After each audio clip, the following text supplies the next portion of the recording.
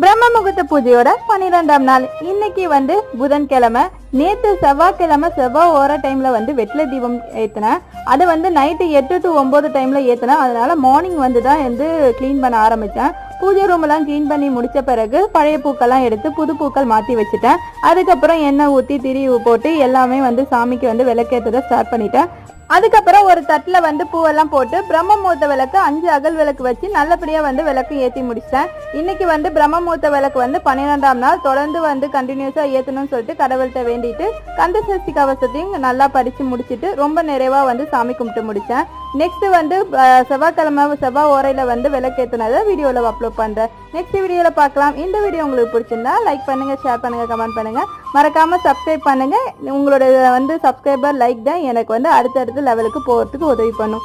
Please subscribe பண்ணுங்கள். By by my dear செல்ல குட்டீஸ். நெக்ஸ்ட் வீடியோவில் பார்க்கலாம்.